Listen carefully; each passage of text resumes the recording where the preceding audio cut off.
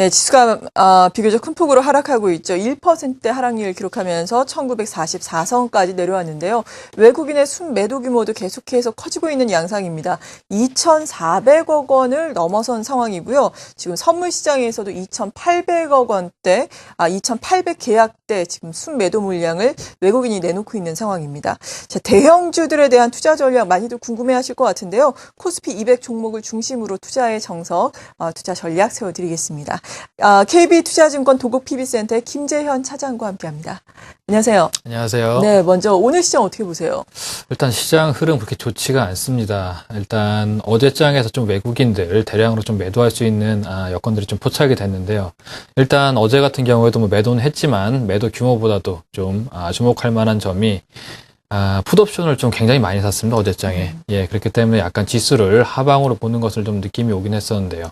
오늘장 외인의 매매 패턴을 보게 되면은 전 종목에 대해서 다 팔고 있습니다. 코스닥, 코스피, 선물, 풋옵션, 콜옵션까지.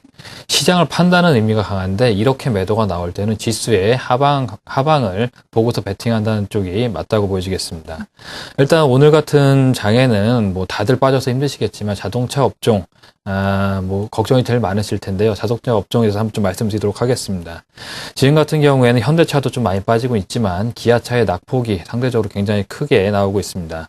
일단 현대차보다 기아차 같은 경우에는 해외 비중이 한 30% 정도 더 많습니다. 그렇기 때문에 환에 노출되는 리스크가 좀 더 크고요.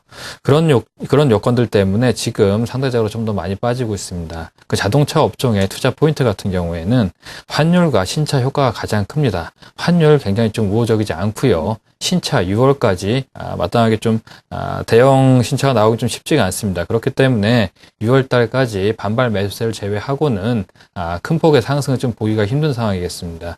시장이 약세장입니다. 약세장일 때는 막연한 기대감과 싸다는 이유로 매수를 하시는 것보다는 시장을 이겨낼 수 있는 강력한 모멘텀이 있는 종목들을 또 발굴하고 투자하시는 편이 훨씬 투자 수익률을 관리하시기에 유리합니다. 네, 낙폭 과대 측면에서만 접근하기에는 힘든 시장이다라고 말씀해 주셨습니다. 모멘텀이 있는 종목들로 접근을 하자라고 말씀해 주셨는데 사실 주 중반에는 좀 상황이 괜찮았던 적도 있었거든요. 장중하대 네, 2천선을 회복을 하기도 했었는데 이에 따라서 좀 좋은 종목들도 물론 있었겠죠. 어떤 종목들이 상승률 상위에 올랐나요? 일단 상승률 상위를 보게 되면요. 동양 38.4%, 지난주 27%였었죠. 진짜 경이로운 수익률입니다. 네. 재무구조 정상화 기대감에 따라서 2주 연속 상승률 1위에 올랐습니다. 두 번째로 한솔테크닉스, 이 종목 역시도 상승률 상위와 하락률 상위에 자주 보이는 종목인데요. 무선 충전기 기대감이 또 반영이 되면서 13.15%로 2위에 올랐습니다. 세 번째로 SBS 호실적을 발표하면서 10.2% 3위에 올랐고요. 쌍용양의 한라공주 모두 좀 기간 매수를 받으면서 각각 9.6%, 8.5% 상승을 하면서 4위와 5위에 올랐습니다.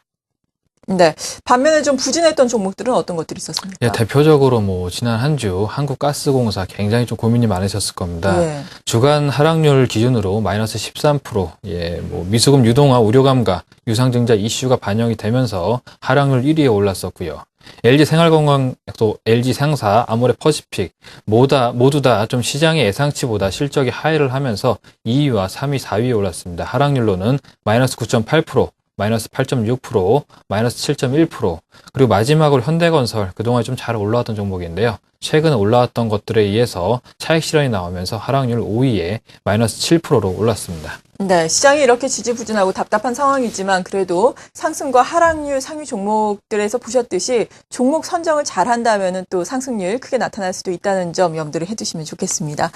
시장이 아무튼 좀처럼 힘을 내지 못하고 있는 양상인데요. 다음 주에도 이런 흐름은 계속해서 이어질까요? 어떻게 보세요? 네, 맞습니다. 제가 올 초에 시작을 하면서 말씀드린 바와 같이 올 한 해 대형주 조금 조심을 하셔야 되고 시장을 이겨낼 수 있는 종목에 집중을 하셔야 된다고 말씀을 드렸습니다.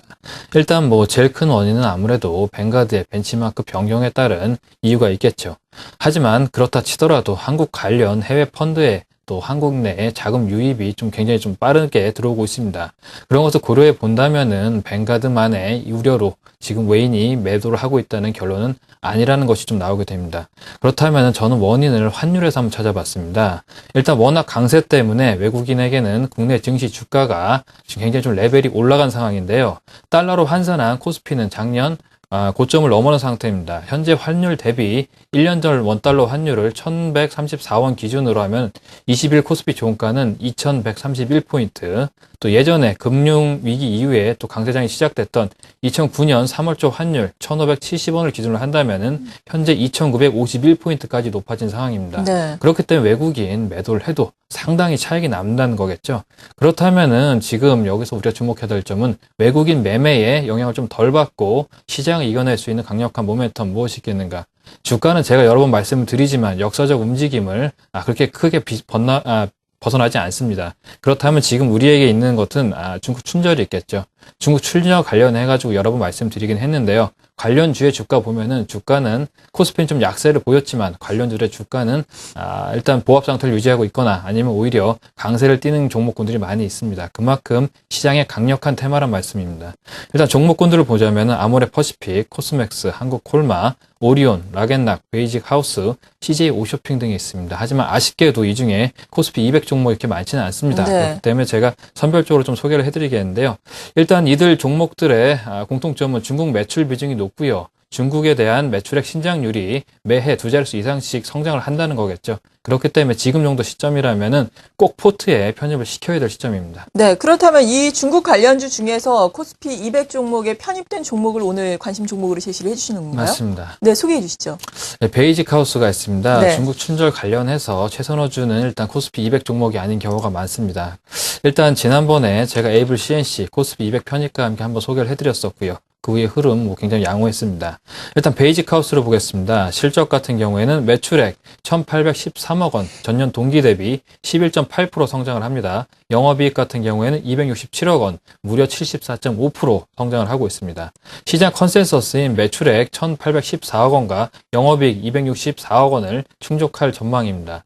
특히나 중국 법인의 실적이 두드러집니다. 제가 이 부분에 좀 주목을 하고 있는데요. 네. 분기 사상 최대 실적 달성이 예상이 되고 있습니다. 매출액은 전년 동기 대비 25% 성장, 영업이익률은 17.5% 전망이 되고 있습니다. 또 중국 핵심 성수기가 4분기와 1분기입니다. 이때 실적이 개선이 된다면은 그동안에 베이직하우스 약간 시장에서 신뢰도를 잃었었는데요. 다시 한번 신뢰를 얻으면서 주가에 리레이팅이 가능할 전망입니다. 특히나 지금 춘절을 앞두고 있어서 중국 관련주들 조금씩 매수가 들어오고 있는데요. 실적까지 양호한 베이직하우스 한번 좀 주목을 해보셔도 좋다고 보여지겠습니다. 네, 잘 알겠습니다. 코스피 200 종목을 중심으로 투자 전략 세워봤습니다. 관심 종목으로는 베이직하우스 제시를 해주셨네요. KB투자증권 도곡 PB센터의 김재현 차장이었습니다. 고맙습니다.